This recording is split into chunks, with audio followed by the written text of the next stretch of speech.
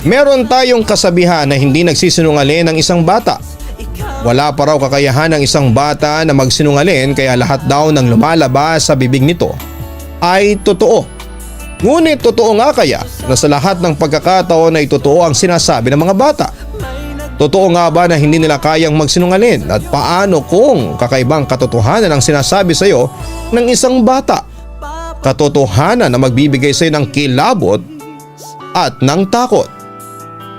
Dear Papa Dudut, magandang araw po sa ating lahat. Itago nyo na lamang po ako sa pangalang Nerissa. 26 years old na ako sa kasalukuyan at nagtatrabaho sa isang manufacturing company. Single ako at isa ako sa tumutulong sa pamilya ko para makaraos kami sa pang-araw-araw. Hindi kasi mayaman ang aking pamilya at high school lamang ang aking natapos. At dahil sa hindi ako nakatungtong sa college ay talagang hinuhusayan at sinisipagan ko sa lahat ng trabaho na aking pinapasukan. Pinapahalagan ko ng sobrang trabaho na nakukuha ko dahil para sa akin ay isa yung oportunidad para makatulong ako sa pamilya ko. Isinasantabi ko rin muna ang aking love life dahil para sa akin ay mas importante sa ngayon ang kapakanan ng aking pamilya at sarili. Kung ano-ano na nga ang aking naging trabaho, Papa Dudut. Sa edad na 17 ay nagsimula na kagad akong magtrabaho. Wala kasing mangyayari kung tatambay lamang ako. Ang aking ikikwento nga pala ay hindi tungkol sa pag-ibig, kundi tungkol sa isang karanasan ko na may halong kababalaghan na hanggang ngayon ay iniisip ko pa rin at hindi ko magawang alisin sa aking isipan. Nangyari yon sa kasagsagan ng pandemya. Nagsara kasi ang restaurant kung saan isa akong waitress. Naintindihan ko naman ang desisyon ng may-ari na isarado na ang negosyo niya dahil talagang lahat ay naapektuhan ng pandemic. May ibinibigay naman ang may-ari sa amin na pera ngunit hindi ganon kalaki. Ilang araw lamang kaming maitatawid ng perang yon. Kaya natakot ako na baka mamatay kami ng pamilya ko sa gutom. Lalo na at wala na ring trabaho ang tatay ko noon. Yung isang kapatid ko ay nagtatrabaho sa isang BPO company ngunit hindi pa rin sapat ang kinikita niya para sa aming lahat. Kailangan ko pa rin maghanap ng trabaho para makasurvive kami, Papa Dudut. Gulong-gulo na ang utak ko noon. Hindi ko na alam kung saan ako papasok na trabaho. Halos lahat ng kilala ko ay nilapitan ko na at baka meron silang trabahong maibibigay sa akin pero wala pa rin, Papa Dudut. Paubos na ang pera ko at alam ko na kapag nangyari yon ay kawawa kaming lahat. Ayaw ko namang makita na nagugutom ang pamilya ko. Hindi ko kayang mangyari yon sa kanila. Ngunit totoo nga yata na sa tuwing akala mo ay wala ng pag-asa ay saka darating ang sagot sa ating problema. Isang umaga tumawag kay Mama ang isang malayo naming kamag-anak na si Tita Helen. May kaya sa buhay si Tita Helen. Isa siyang nurse habang ang asawa niya ay pulis na si Kuya Oliver. Sa Quezon City sila nakatira at meron silang sariling bahay. Matagal na nakausap ni Mama si Tita Helen sa cellphone. Hindi ko nga lang binigyan ng pansin ang pinag-uusapan nila dahil sa bala ko sa pakikipag-chat sa mga kaibigan ko. At baka mabigyan nila ako ng trabaho.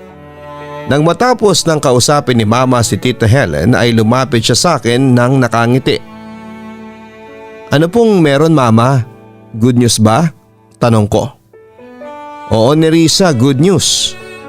Kung papayag ka ay meron ka ng trabaho. Masayang tugon ni Mama. Trabaho? Saan? Kay Tita Helen? Tanong ko pa. Tumango si Mama. Ang akala ko ay ipapasok ako ni Tita Helen sa ospital kung saan siya nagtatrabaho sa isang posisyon na pwede ako. Pero hindi pala. Naghahanap kasi ng yaya ang tita Helen mo sa anak nila na si Seb. 6 na taon pa lang kasi kaya kailangan ng magbabantay.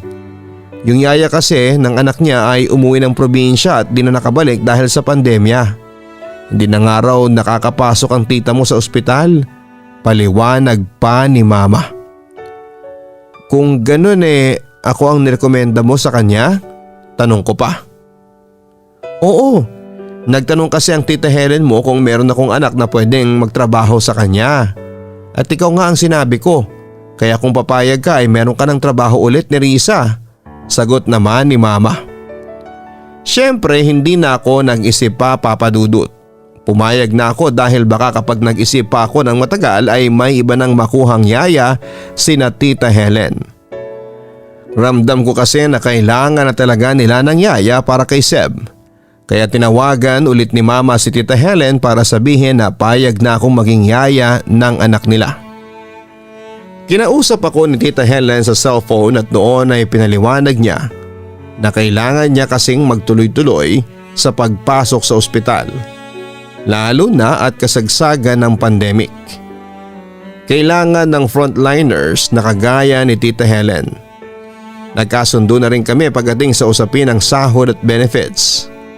Naisip ko na malaki na rin pala ang buwan ng sweldo ko sa trabaho na yon. Ang maganda pa ay kamag-anak namin ang amo ko. Kahit kasi malayong kamag-anak namin si tita Helen ay alam ko na mabait siya. Ipapasundo kita kay Kuya Oliver mo. Kailan ba pwedeng pumunta rito sa amin? Tanong ni tita Helen. Sa Makalawa po tita, okay lang ba? Tugon ko.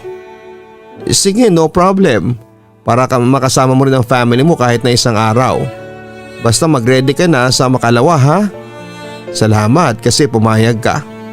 Ayoko rin kasing ipagkatiwala si Seb sa ibang tao. Lalo na at nag-iisang anak namin yon. Ang sabi pa ni tita Helen. Sinulit ko ang isang araw ko na makakasama ko ang aking pamilya, Papa Dudut. Alam ko kasi na hindi magiging madali ang makabalik ako sa amin kung gugustuhin ko dahil sa pandemic yon. Yon din ang unang pagkakataon na malalayo ako sa aking pamilya. Dati kasi kahit meron akong trabaho ay uwian ako. Kaya nakikita ko ang pamilya ko sa araw-araw. Pakaramdam ko tuloy ay sa ibang bansa ako magpupunta kahit na sa Quezon City lang naman. Dumating na ang araw na aalis na ako sa bahay. Nandun na rin si Kuya Oliver para sunduin ako. May dala siyang kotse. Nagkaiyakan pa kami ni na mama. Ayaw ko sanang malayo sa kanila pero baka mamatay naman kami sa gutom kung magkakasama kami. Minsan talaga ay kailangan magsakripisyo para sa pamilya. Sumama na ako kay Kuya Oliver at habang nasa biyahe ay nagpasalamat siya sa akin. May tiwala raw sila ni tita Helen sa akin na alagaan at mamahalin ko si Seb. Kagaya ng pagmamahal nila. Ang sabi ko naman ay huwag silang mag-alala. Dahil kahit first time kong maging yaya ay sanay ako sa pag-aalaga ng bata dahil meron akong mga kapatid na maliliit pa na ako rin ang nag-aalaga. Maganda ang bahay ni na tita Helen. 2 palapag na may 2 kwarto sa itaas. Ang isa raw ay gagamitin ko at pwede kong tabihan si Seb sa pagtulog sa kwarto nila kung wala sila ni Kuya Oliver. May iba pa silang itinuro sa akin na mga dapat kong gawin kagaya ng oras ng pag-inom ni Seb ng vitamins at mga pagkain na hindi nito pwedeng kainin. Ipinakilala na rin nila ako kay Seb. Sobrang cute niya, Papa Dudut. Medyo mataba tapos maputi. Meron siyang straight na bangs na ang haba ay hanggang kilay niya. Tapos may dimples pa siya sa magkabilang pisngi kaya sobrang charming niyang tignan. Nerissa, hanggat maaari ay huwag mong sisigawan o papaluin si Seb ha? Hindi kasi namin siya ginaganon. Kung sobrang kulit na pagsabihan mo lang. Marunong naman siyang makinig. Pero alam mo naman kapag bata, ilikas na sa kanila ang pagiging makulit Ang turan pa ni Tita Helen. Huwag po kayong mag-alala kasi hindi ko gagawin kay Seb yun. Nakakahiya naman po kung sasaktan ko po si Seb. Kayo ang tumulong sa akin ngayong pandemic. Talagang kailangan ko po talaga ng trabaho, ang sambit ko. Mabuti naman kung ganon. Kung kailangan mo rin ng mag-advance ay huwag mahihiyang magsabi sa amin ni Kuya Oliver mo ha, ang sabi pa ni Tita Helen. Okay naman sina Tita Helen at Kuya Oliver, Papa Dudut. Alam kong mababait silang tao. Si Seb ay nahihiya pa sa akin noong una. Normal lamang yon kasi first time niya akong makita. Ang hindi ko lang talaga maintindihan ay ang bigat ng nararamdaman ko sa unang beses na nakapasok ako sa bahay ni na Tita Helen. Ang hirap ipaliwanag pero parang may nakapatong na mabigat na bagay sa dibdib ko. Tapos ang lungkot ng pakiramdam ko. Inisip ko na nga lang na nami-miss ko ang pamilya ko. Kaya ganon ang aking nararamdaman. Ang sabi pa ni Tita Helen ay kay Seb lamang ako mag-focus. Meron kasi naglalaba at naglilinis ng bahay na nagpupunta doon. Nasa kabilang bahay lang daw ang tao na yon na ang pangalan ay Ate Liza. Sa first week na yaya ko ni Seb ay agad kaming nagkahulihan ng loob. Nawala na ang pagiging mahiyain niya at naging sobrang kulit na niya, Papa Dudut. Pero yung kulit na hindi naman nakakahagard. Naging komportable na siya kaagad sa akin at Atene ang tawag niya sa akin kasi nahahabaan siguro sa buo kong pangalan na Nerissa. Hindi rin siya mahirap na alagaan at napagsasabihan din siya. May kakaiba nga lang ako napansin kay Seb. Kung minsan kasi nahuhuli ko siyang may kinakausap kapag mag-isa siya. Wala namang ibang tao sa bahay kapag kaming dalawa lamang kaya nagtataka ako kung bakit may ganong habit si Seb. Kapag tinatanong ko naman siya kung sino ang kausap niya ay tumatawa o umiiling lamang siya. Hindi na rin ako nakatiis kaya tinanong ko kay Tita Helen ang tungkol sa bagay na yon, Papa Dudut. Tita, alam mo napapansin ko si Seb minsan na may kinakausap siya kahit na wala naman. Okay lang po ba yon? Tanong ko. Oo, normal lang yon sa isang bata. Meron siyang imaginary friend. Nangyari nitong pandemic kasi hindi na siya nakakalabas at nakapaglalaro sa kasama ng ibang bata. Nag-create ang utak niya ng isang kaibigan na imaginary. Saka hindi ko pala sa'yo nasabi na kung minsan ay may mga sinasabi si Seb na baka matakot ka. Huwag mong seseryosohin ang mga yon ha. Ang mga sasabihin niya, lalo na kung hindi ka pani-paniwala. Masyado kasing active ang imagination ng batang yan. Ang natatawa at naiiling na wika ni Tita Helen. Kagaya ng ano tita? Curious kong tanong. Basta malalaman mo rin, huwag mo na lamang paniwalaan ang ibang sinasabi ni Seb ha? Saad naman ni Tita Helen. Naging palaisipan patuloy sa akin ang sinasabi ni Tita Helen na yon, Papa Dudut. Sa ilang araw ko kasi sa bahay nila ay wala namang nasasabi si Seb sa akin na mahirap paniwalaan. Nabigyan na kasi ng explanation yung pagsasalita niya ng walang kausap, kaya para sa akin ay hindi na yon nakapagtataka. Saka nag-research din ako sa internet na may mga bata talaga na nagkakaroon ng imaginary friend. Hanggang isang araw ay tinamaan ng COVID si Tita Helen. Aniya hindi muna siya makakauwi ng 2 linggo o baka mahigit pa. Kailangan niya kasi magstay sa quarantine facility. Habang si Kuya Oliver naman ay nag-decide na wag munang umuwi sa bahay para na rin maprotektahan kami ni Seb sa virus. Kompleto naman kami sa grocery sa bahay nang mangyari yon, kaya wala namang problema. Kinausap na rin nila si Ate Lisa na huwag na munang magpunta sa bahay para rin sa kaligtasan ng lahat. Pwera na lamang kung makakapag-swab test si Kuya Oliver at negative ang resulta ay saka siya pwedeng umuwi sa bahay upang makasama at makita si Seb. Nakiusap ang mag-asawa sa akin na ako na muna ang bahala kay Seb at sa lahat ng mga gawaing bahay. Pumayag ako kasi dadagdagan nila ang sahod ko. Malaking bagay na yon para sa akin, Papa Dudut. Mahirap na nadagdagan ang gawain ko pero para sa pamilya at iniisip ko na hindi dapat ako magreklamo. Sa video call na lamang kinakausap nila Tita Helen at Kuya Oliver si Seb kapag nami-miss nila ang kanilang anak. Isang linggo na ang nakalipas na kami lang dalawa ni Seb ang nasa bahay nila. Kung minsan ay umiiyak ang bata kasi nami-miss niya ang mommy at daddy niya. Kapag ganon ay nagchat-chat ako kay Tita Helen para maka-video call nito si Seb. Yung kasi ang nagpapatahan kay Seb, Papa Dudut. Isang beses nasa sala kami ni Seb at ka-video call niya si Tita Helen ay narinig ko na tinawag ni Tita Helen ang pangalan ko. Kinuha ko muna kay Seb ang cellphone para kausapin si Tita. "Bakit po, Tita?" tanong ko. "May kasama ba kayo dyan sa bahay? Nandyan ba si Ate Lisa? Hindi ba ang sabi ko ay wag muna kayong magpapapunta ng ibang tao para sa safety ninyong dalawa?" Ang turan pa ni Tita Helen. Napakunot noo ako. Nagtataka ako kung bakit yon nasabi ni Tita. "Wala naman po, Tita, kaming dalawa lang po ni Seb ang nandito sa bahay.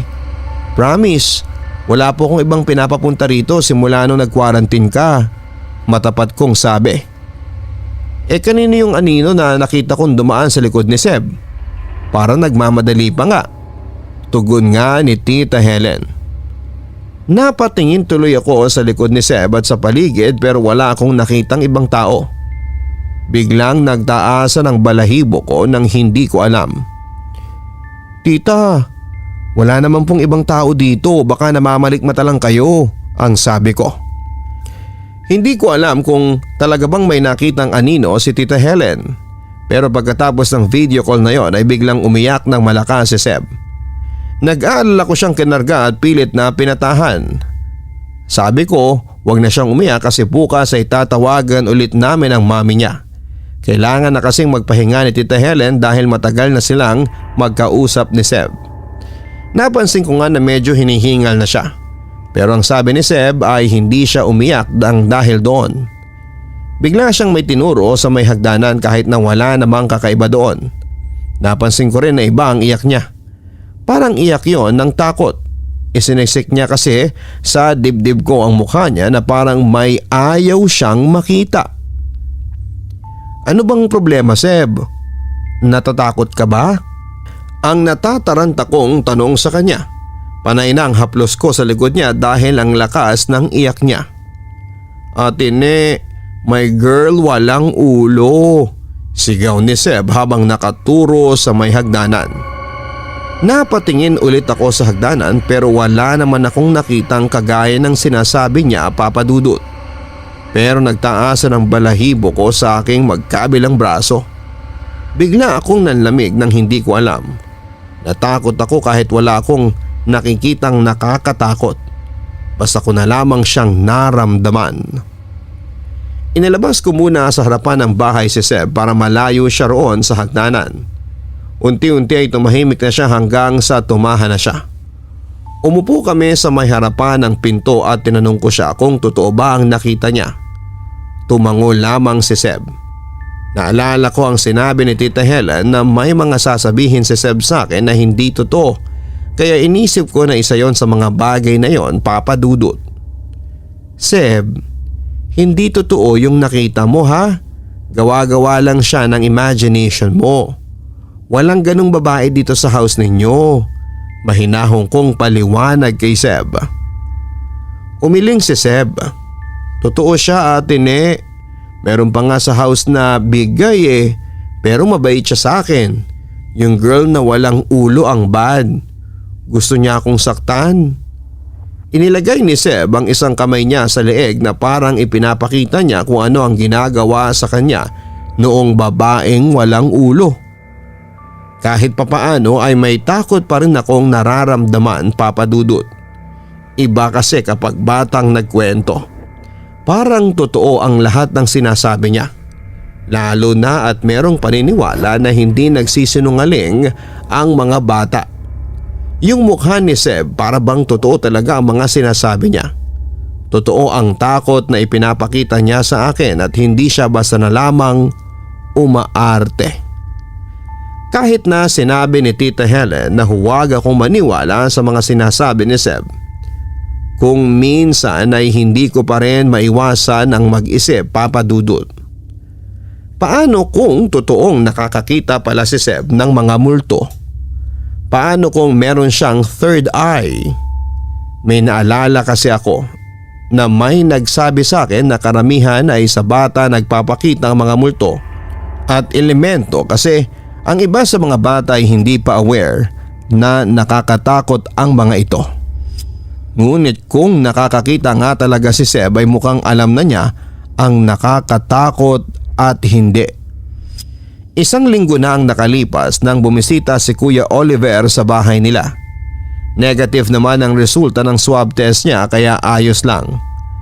Pero aniya ay babalik din kaagad siya sa trabaho at sa araw na yon. Namiss niya kasi si Seb kaya bumisita siya, Papa Dudut. Tinanong ko sa kanya kung kumusta na si Tita Helen. Mild symptoms lang daw ng COVID ang meron si Tita. At bumubuti na raw ang pakiramdam nito.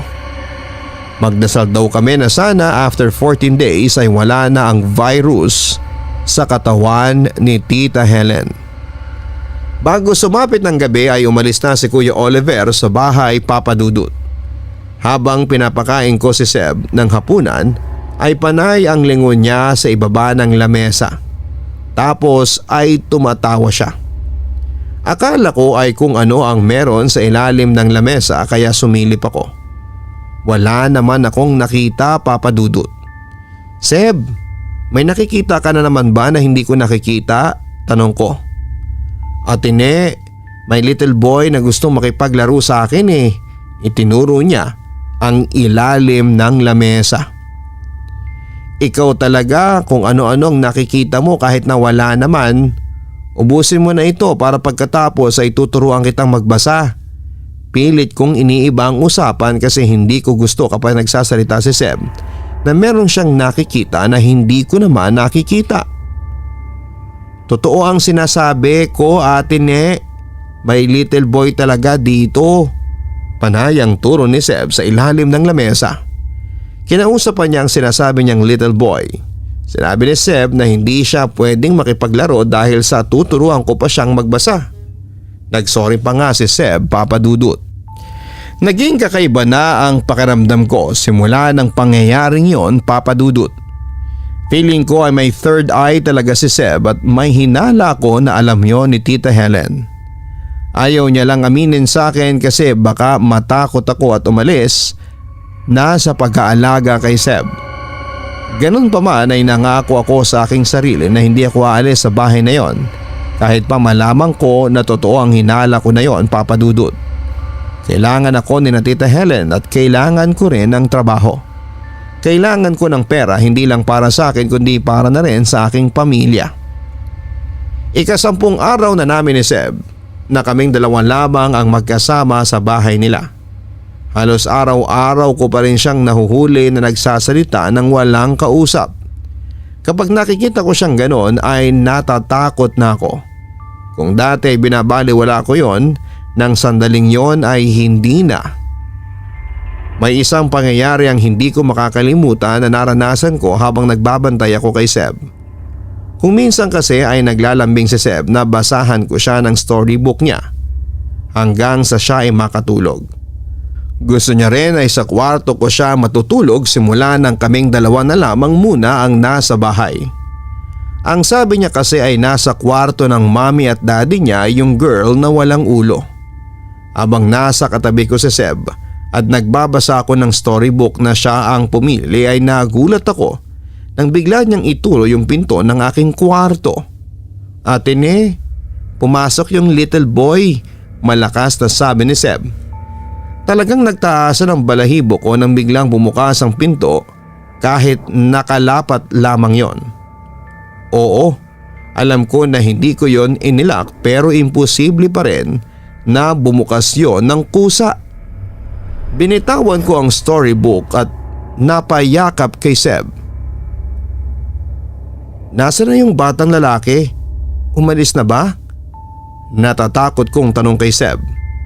Panayang linga ko sa paligid kahit na alam kong wala naman akong nakikitang ibang tao doon bukod sa amin ni Seb. He is beside you, Ate Ne, sagot ni Seb at itinuro niya kung nasaan ang nakikita niyang batang lalaki. Napasigaw ako sa sobrang takot, Papa Dudut. Mas mahigpit kong niyakap si Seb sabay pikit. Nagdasal ako ng paulit-ulit. Panayang tanong ni Seb kung bakit ako nagpe-pray pero hindi ko siya pinansin. Kahit papaano ay kumalma ako nang magdasal ako. Huminto na ako nang sabihin ni Seb na wala na yung little boy. Kinabukasan ng pangyayaring yon ay isa pang nakakatakot na experience ang aking naranasan at yun na talaga ang nagkumbinse sa akin na may mga multo nga talaga sa bahay ni na Tita Helen na si Seb lang ang tanging nakakakita. Pagkatapos kung kumain ng tanghalian ay bigla akong inantok. Gusto ko sanang sa itaas matulog kasi mas komportable doon. Pero dahil sa nagbabantay ako ng bata ay hindi ko pwedeng iwanan si Seb sa ibaba. Baka kung mapano pa siya. Siguradong mayayari ako ni na Tita Helen. Ang ginawa ko ay sa sofa na lamang ako humiga para umidlip. Sinarado ko ang main door at baka biglang lumabas si Seb nang hindi ko namamalayan. Sinabihan ko rin si Seb na maglaro lamang siya ng mga toys niya kasi magpapahinga ako ng sandali. Talagang sa sobrang busog ko ay inantok na ako ng sobra, Papa Dudut. Pagkahiga ko sa sofa ay mabilis akong nakatulog. Hindi ko na alam kung gaano ako katagal na nakatulog pero nagising ako nang may parang humihila sa aking paa. Malakas yung pagkakahila kasi naramdaman ko talaga. Inakala ko pa nga na si Seb yun pero pagtayo ko ay hindi ko na siya nakita sa may sala. Bigla akong kinabahan. Tinawag ko ang pangalan ni Seb pero walang sumasagot sa akin. Pumunta ako sa kusina at narinig ko na parang bukas ang gripo sa banyo. Tumakbo ako papunta doon at napasigaw ako na nakita ko si Seb na naglalaro ng tubig doon sa malaking lagayan ng tubig na halos kasing laki na niya. Seb, anong ginagawa mo dyan? Hindi mo ba alam na delikado doon? Nag-hysterical kong tanong sabay hila sa kanya palayo sa malaking lagayan ng timba. Pinatay ko na rin ang gripo, Papa Dudut. Swimming daw po kasi kami, sabi nung little boy. Pinaakyat niya ako sa timbang malaki, Ate Ne. Inosenteng tugon naman ni Seb sa akin. Diyos ko, wag mong gagawin yun. Wag kang makikinig sa little boy na sinasabi mo. Naiiyak kong niyakap ng mahigpit si Seb. Pero sabi niya kasi mapupunta daw ako sa magandang place kapag ginawa ko yon. Ang sabi niya, Ate Ne. Hindi, Seb. Simula ngayon ay hindi ka na makikinig sa kanya. Bad siya, tandaan mo. Bad ang little boy na yon. Gusto kanyang mapahamak. Gusto niyang may mangyaring masama sa iyo. Sambit ko pa. Hindi ko alam kung naiintindihan ba ni Seb ang mga sinasabi ko pero sana ay tumigil na siya sa pakikipag-usap sa little boy na sinasabi niya. Naiyak ako kasi hindi ko kayang isipin ang pwedeng mangyari kung hindi ako nagising noong may parang humila sa aking paa, Papa Dudut. Kung hindi kasi ako nagising ay baka tumalo na si Seb doon sa malaking lagayan ng tubig at sigurado na kapag nangyari yon ay malulunod talaga siya. Hindi ko alam kung may gumising ba sa akin na hindi ko nakikita pero nagpasalamat pa rin ako kung meron man o wala. Naging aral na sa akin ang nangyari na yon, Papa Dudut. Sinabi ko sa aking sarili na hindi na ako matutulog kapag nagbabantay ako kay Seb.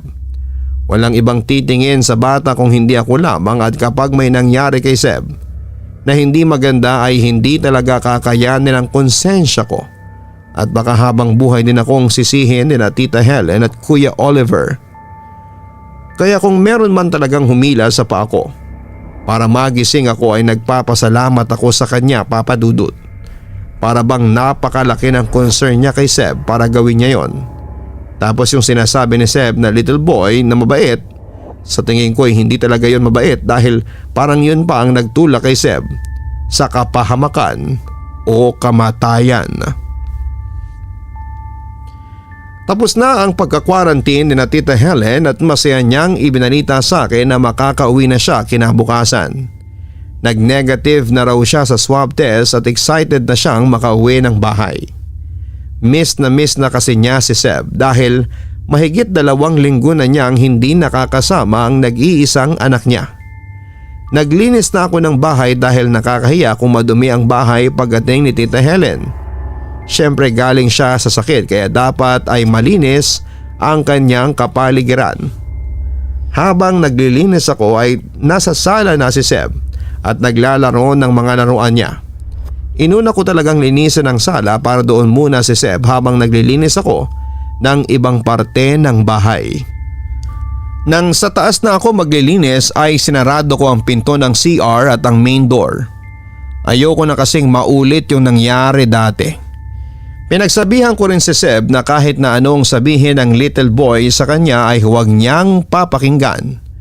Huwag niya itong susundin dahil gusto nitong mapahamak siya. Nangako naman si Seb sa akin na gagawin ang sinabi ko, Papa Dudut. Inabot lang siguro ako ng ilang minuto sa paglilinis sa 2 kwarto. Hindi naman yon gaanong kadumi dahil sa araw-araw din akong naglilinis. Gusto ko lang talaga na sobrang linis ng bahay at walang masasabi si Tita Helen pagdating niya. Sa wakas ay natapos na ako sa paglilinis ng bahay, Papa Dudut. Pagbaba ko sa sala ay kinabahan ako nang hindi ko nakita si Seb. Chinek ko ang main door at pinto sa likod pero nakalock ang mga yon. Kaya ibig sabihin ay hindi siya lumabas. Kahit sa banyo ay wala siya. Lumabas na rin ako ng bahay at inikot ko ang buong bakuran pero hindi ko nakita si Seb. Nakalock ang gate kaya imposible rin na nakalabas siya. Bumalik ako sa loob ng bahay at tinignan ko ang bawat sulok pero wala akong nakitang Seb, Papa Dudut. Seb, kung tinataguan mo ko, lumabas ka na please. Hindi na ako natutuwa. Naiiyak kong sigaw. Nang halos 1 oras ko nang hindi nakikita si Seb ay nagpunta na ako sa barangay hall para i-report ang nangyari. Nang tanungin nila kung may alam ba akong pwedeng puntahan ng bata ay sinabi kong wala dahil 6 years old pa lamang si Seb.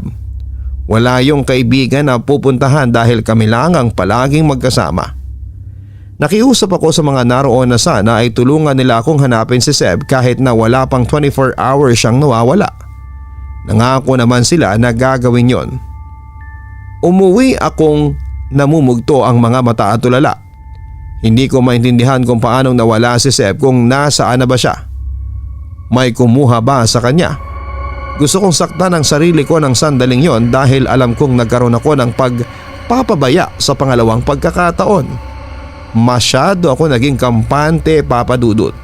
Tapos nangyari pa yon kung kailan sa susunod na araw na ang balik ng Tita Helen. Inaasahan ko na agad ang galit na matatanggap ko kay Tita Helen. Alam ko mabait siya pero kapag nawala ang anak mo sa kamay ng taong pinagkakatiwalaan mo ay siguradong mawawala ang kabaitan ng isang tao. Halos mabaliw na ako sa kakaisip, Papa Dudut. Gumabi na pero wala pa ring balita ang mga nasa barangay hall. Hindi ko na nagawang kumain dahil si Seb ang nasa isipan ko. Inisip ko na rin ang sasabihin ko kay Tita Helen na nawawala ang anak niya para alam na nito ang madadatnan nito kinabukasan. Pero mas pinili ko na lamang na kapag dumating na lamang si Tita ay saka ko yon sasabihin. Halos malapit ng mag-alas 12 nang maisip ko ang mga nakikita ni Seb sa bahay na yon, Papa Dudut. Alam ko kung malalaman ng ibang tao ang iniisip ko ng sandaling yon ay iisipin nilang nasisiraan na ako ng ulo. Pero bigla kasi ako nagkaroon ng hinala na baka ang responsable sa pagkawala ni Seb ay ang isa sa mga multo na nakikita niya. Kaya kahit mukha akong wala sa sarili ay sinubukan ko kausapin ang sinasabi ni Seb na nakikita niya sa bahay. Inuna ko yung babaeng walang ulo. Sunod ay ang malaking lalaki at ang huli ay ang batang lalaki. Isa-isa ang sinabi at pinakiusap ko sa kanila. Kung sila man ang may kagagawan ng pagkawala ni Seb ay ibalik na nila si Seb. Dahil sobra na akong nag-aalala. Humingi rin ako ng tawad kung meron man ako o si Seb na nagawa o nasabi na hindi nila nagustuhan. Sinabi ko rin na batang bata pa si Seb, kaya baka kung ano ang mangyari rito kung sakali na hindi na ito ibalik. Umaasa ako na sa ginawa kong yon ay makikita ko na si Seb, Papa Dudut. Madaling araw na nang makaramdam ako ng pagod. Sa paghiga ko sa aking kama ay inihanda ko na ang sarili ko sa galit ni na Tita Helen at Kuya Oliver. Alam kong deserve ko yon dahil naging pabaya akong masyado. Wala pa sigurong 5 minuto akong nakahiga at nakatitig sa kisame nang marinig ko ang boses ni Seb na tinatawag ako. Ate Ne! Ate Ne! Sigaw ni Seb na para bang nahihirapan siya. Napatayo ako sa pagkakahiga at parang ipo-ipo na lumabas ng kwarto. Pinakinggan ko ng mabuti ang boses ni Seb at baka nagkakamali na ako ng naririnig dahil sa sobrang desperada na akong mahanap siya. Pero totoo, Papa Dudut. Boses talaga yun ni Seb. Nakinig ako ng mabuti at nalaman kong nanggagaling ang boses ni Seb sa kwarto ni na Tita Helen. Pumasok ako doon at sa wakas ay natagpuan ko si Seb na nasa ilalim ng kama. Inila ko siya palabas at pawis na pawis siya. Diyos ko, Seb, anong ginagawa mo dyan? Kanina pa kitang hinahanap na bata ka. Mapapagalitan ako ng mami at daddy mo sa ginagawa mo. Talagang napaiyak na ako sa sobrang saya. Nagugutom ako, ate, ungot ni Seb. Hindi ko na muna tinanong ng kung ano-ano si Seb at bumaba kami ng kusina para ikuha siya ng makakain. Pinakain ko muna siya at talatang nangihina siya at gutom na gutom. Ang dami niyang nakain kahit sinasabi ko na dahan-dahan lang at baka mabigla ang tiyan niya. Pagkatapos niyang kumain ay pinaliguan ko siya ng mabilis at pinalitan ng malinis na damit. Nagpunta na kami sa kwarto ko at doon ay tinanong ko siya kung paano siyang napunta sa ilalim ng kama ng mami at daddy niya. At kung nandun ba siya, maghapon. Ang sabi ni Seb ay nakita niya ang mami niya at ang sabi sa kanya ay maglalaro sila ng tagu-taguan. Inutusan daw siya ng mami niya na magtago sa ilalim ng kama at huwag lalabas hanggat hindi nito sinasabi. Baka raw kuhain si Seb ng monsters. Sa takot daw ni Seb sa monsters ay sinunod na lamang nito ang sinasabi ng mami niya sa kanya. Seb, hindi siya ang mami mo. Ang mami mo ay mamaya pa ang dating dito sa bahay. Kaya kung sino man ang nagpakitang mami mo ay ginagaya lang niya si Tita Helen. Naiintindihan mo ba? Paliwanag ko sa bata. Pero she looks like mommy, Ate Ne. Pilit ni Seb. Kahit alam kong baka hindi pa maintindihan ni Seb ang mga sasabihin ko, ay sinubukan ko pa ring ipaliwanag sa kanya na may mga multo o elemento na may kakayahan na manggaya ng anyo ng tao. Kahit ako o siya ay pwedeng gayahin. Kaya sinabi ko sa bata na palagi siyang mag-iingat lalo na sa mga nagpapakita sa kanya sa bahay nila. Alam ko na hindi masyadong naiintindihan ni Seb ang sinabi ko, kaya nangako na lamang ako sa sarili ko na babantayan ko na siya ng mas maayos at hindi na ako magiging kampante pa. Iyon ay upang hindi na maulit ang mga nangyari. Tumawag na rin ako sa barangay hall para sabihin na nakita ko na si Seb. Pagsapit ng tanghali ay dumating na si Tita Helen. Naiyak siya nang yakapin niya si Seb. Nagpasalamat din siya sa akin kasi inalagaan ko at binantayan ang anak niya. Nakonsensya ako sa mga sinabing yon ni Tita Helen. Kaya naisipan kong sabihin sa kanya ang nangyari. Dapat din kasi na maging aware sila na baka totoo na merong third eye si Seb. at nakakakita talaga ito ng multo sa bahay. Dapat yung mabigyan ng tamang aksyon at baka magsisi kaming lahat sa huli kapag may masama nang nangyari kay Seb. Kaya nang matapos kaming kumain ay kinausap ko si Tita Helen. Humingi ako ng sorry sa kanya at saka ako sinabi ang nangyaring pagkawala ni Seb. Ang akala pa nga niya ay nagbibiro ako, pero nang napaiyak na ako sa sobrang pagsisisi ay saka lang siya naniwala. Papaanong nawala si Seb? Gaano katagal? Nalilitong tanong ni Tita Helen. Mula umaga po hanggang gabi. Nakita ko siya sa ilalim ng kama ninyo, tugon ko. Ikinuwento ko na ang buo at ang lahat kay Tita Helen. Pati na ang sinabi ni Seb kung papaano siya nawala ay sinabi ko rin. Sinabi ko na maging yung mga nahuhuli ko si Seb na may kausap kahit na wala akong nakikitang kausap nito. Pati yung mga nakikita ni Seb sa bahay ay ikinikwento ko rin sa kanya. Matagal na tumahimik si Tita Helen na parang nag-iisip siya. Aware naman ako sa mga sinasabi mo, pero hindi ko iniisip na totoo. Naging in denial ako na bukas talaga ang third eye ni Seb. Ayoko kasing lumaki siya na iba sa normal na mga bata. Baka mabuli siya. Malungkot na wika ni Tita Helen. Hindi lang talaga niya inasahan na aabot na sa ganon ang nangyayari kay Seb. Ang sabi niya ay mukhang kailangan na niyang harapin ang katotohanan na nakakakita talaga si Seb. Pero ang gusto ni Tita Helen ay maisarado ang third eye ni Seb upang hindi na ito makakita ng kung ano-ano. Baka raw kasi kung ano pa ang ipagawa ng mga yon sa anak niya. Nagpasalamat ako sa Diyos na naniwala si Tita Helen sa akin at hinarap na rin niya na nakakakita talaga si Seb. Sinabi niya rin yon kay Kuya Oliver at naniwala na rin naman si Kuya sa amin ni Tita Helen. Sabi nila ay hahanap daw sila ng taong marunong magsarado ng third eye kasi yon ang kailangan ni Seb. Bumalik na sa pagtatrabaho si Tita Helen pero sobra na ang pag-iingat niya para hindi na makakuha ulit ng kumakalat na virus. Isang gabi ay kami lang dalawa ni Seb sa bahay. Nasa sala kami at nanonood ng pambatang palabas sa TV nang may bigla siyang sabihin sa akin. Atine, nakatingin sa atin yung malaking lalaki. Nakasmile siya sa'yo.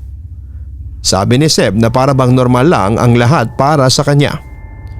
May sasabihin pa sana siya kaya mabilis kong tinakpan ang bibig niya. Seb, tama na please. Huwag ka nang magsalita ng ganyan. Natatakot na ako. Kinakabahan kong pakiusap sa kanya. Nararamdaman ko na kasi na nagtataasan ang balahibo ko sa aking braso. May nabasa ako na kapag ganun daw ay meron talagang kaluluwa na malapit sa iyo. Nakinig naman si Seb sa akin at hindi na siya nagsalita pero naroon pa rin ang pakiramdam ko na may malaking lalaki na nakatingin sa akin habang nakangiti. May nakuha namang paranormal expert sina Tita Helen na siyang tumulong upang mawala ang mga kaluluwang naroon sa bahay nila. Siya rin ang nagsarado ng third eye ni Seb. Simula nang pumunta sa bahay nila ang paranormal expert ay hindi ko na nakikitang meron siyang kinakausap na hindi ko nakikita. Mahigit 1 taon ding nag-alaga ako kay Seb, Papa Dudut. Pagkatapos ay kinailangan ko mag-resign sa trabahong yon para makasama ang aking pamilya, lalo na ang nanay ko na nagkaroon ng sakit. Natatakot kasi ako na baka bigla siyang mawala nang wala ako sa bahay at nasa malayo ako. Naintindihan naman ni Tita Helen ang aking desisyon. Naganap muna siya ng makakapalit ko na kamag-anak din namin. Bago ako tuluyang umalis sa bahay nila. Nainggit nga ako doon sa pumalit sa akin kasi hindi na niya mararanasan ang mga nakakatakot na experience ko sa bahay na yon. Kasi nga sarado na ang third eye ni Seb. Naghanap na lamang ako ng malapit na trabaho sa bahay para hindi na ako malayo sa amin. Ngayon kahit papaano ay nakaka-survive naman ako at ang aking pamilya. Minsan ay nami-miss ko pa rin si Seb kasi napalapit na rin talaga ang loob ko sa batang yon. Kung hindi nagkaroon ng sakit ang nanay ko ay hindi sana ako aalis sa pagbabantay sa kanya. Pero ganun nga talaga ang buhay. Hindi natin kontrol ang mga pwedeng mangyari sa mga susunod na araw. Hanggang dito na lamang, Papa Dudut. Masaya ako kasi isang kwento ko sa napili mong basahin ngayong gabi. Napakalaking karangalan noon para sa akin. God bless you and your family. Lubos na nagpapasalamat, Nerissa. May mga nagsasabi na ang isang bata ay lapitin ng mga kaluluwa at elemento. Isa yata ito sa matandang paniniwala na hanggang ngayon ay naririnig natin. Ito ay maaring hindi totoo pero pwede ring totoo. Kaya mas makakabuti na tayong mga nakakatanda ay maging totok sa pagbabantay sa kanila. Kausapin natin sila ng walang panghuhusga. Tingnan natin ang bawat anggulo ng kanilang sinasabi. Kung ito ba ay maaaring totoo. Mas maganda na meron tayong maganda at maayos na komunikasyon sa anak o inaalagaan nating bata. Huwag nating ipagkibit balikat lamang ang mga sinasabi nila at maging good listeners tayo sa kanila. Gabayan natin sila dahil hindi pa nila alam ang kanilang ginagawa. Hanggang sa muli, ako po ang inyong si Papa Dudut. Maraming salamat po.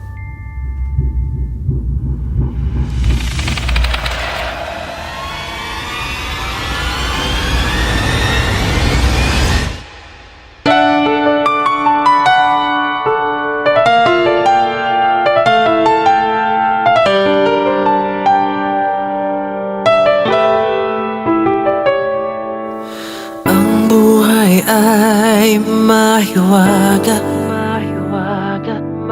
laging may lungkot at saya. Sa Papa Dudut Stories, laging may karamay ka.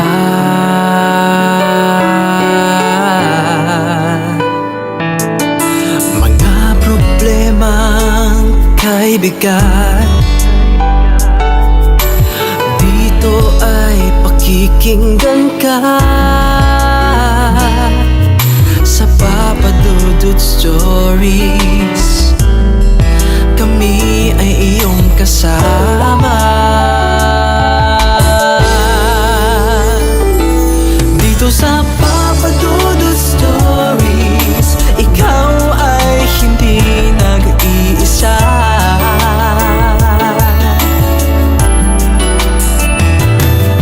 Sa Papa Dudut Stories, may nagmamahal sa'yo.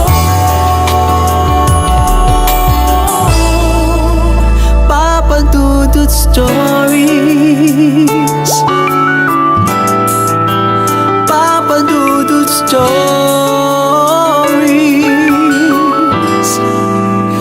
Papa Dudut Stories.